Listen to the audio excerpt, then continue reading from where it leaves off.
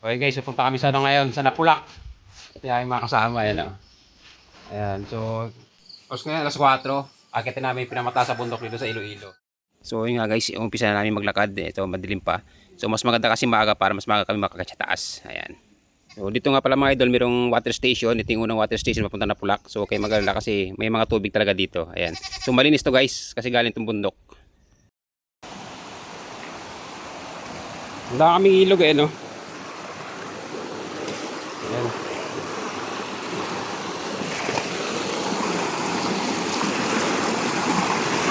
Ito na yung ano, second water station. Ayan o. Ito yung second water station nito guys. Ayan o. Ayan, hindi madilim nga lang. Ayan mga idol, ito na. Medyo napunta na kami liwanag. Ayan o. Ayan. So ito na yung view. So ayun guys, ito na. Malapit na kami. Ayan o. Malapit na kami, mabusan ng hininga. Ayan, ito yung gubat na dinadaan namin o. Ayan, ito yung mga dinadaan namin dito. Mga tumbang puno kasi nagbagyo. Ayun o. Ayan. Para alam din ko yung mga dinadaan namin dito. Ayan o.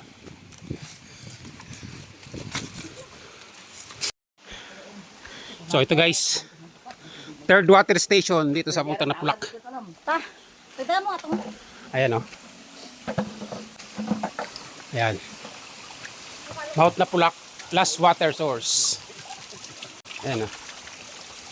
Malis ito yan guys. Stop over muna kami dito. Laking puno.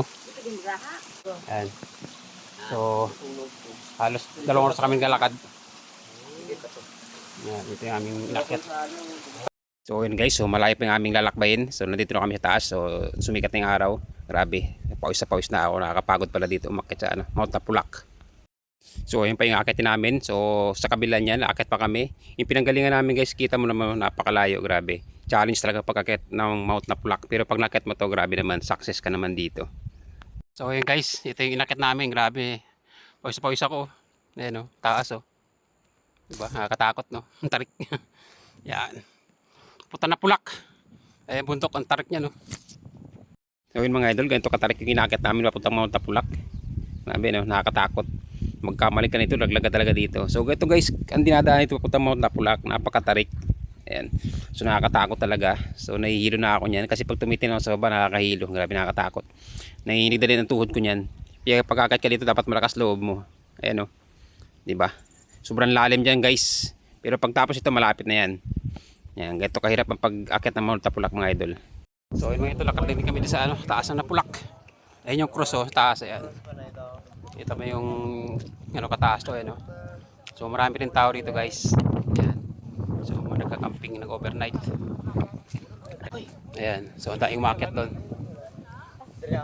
Ayan, maraming tao dito. Ayan naman nagka-camping oh. Ayan. Mount Napulak sa Iloilo. Ayan oh. Ito yung malaking bato makikita mo sa baba. Ayan yung may cross. So ayun guys, 3 hours namin siyang inakyat. Umalis ka namin 4 AM, dumating kami dito 7:30. Ayun guys, nakita namin tong ano, itong cross dito sa taas, ayan oh. Cross ng Mount Napulak. Ayan guys, Mount Napulak. Ayan oh, Igbaras Iloilo. Ayan, ito yung cross. Ayan mo yung ano oh. Ayan oh, lakas ang hangin dito. Dol, sino nirang ganda na? Going yet, honey, Si Darin, ayan oh. wow, wow. Kami kami dito sa Mount Napulak. Ayan, ito yung view dito sa taas ng ano, may cross. Yung araw, ayan oh. Ayan yung araw. Oh, Grabe, no? oh, bigay mo nga sa akin. So yun guys, pababa na kami, galing kami Napulak. Ayan, pag pupunta kayo Napulak, ito yung madaanan yung bundok. Ayan oh. Ang ganda oh, overlooking. Ayan, pababa na kami. So yun guys, dito kami sa bahay na. Ayan, grabe. So umalis kami doon ng 9:30. So dumating kami sa bahay ng alas 12. Ayan, kami sa bahay. Grabe, nakita namin guys Napulak. pagod, pahinga muna ako.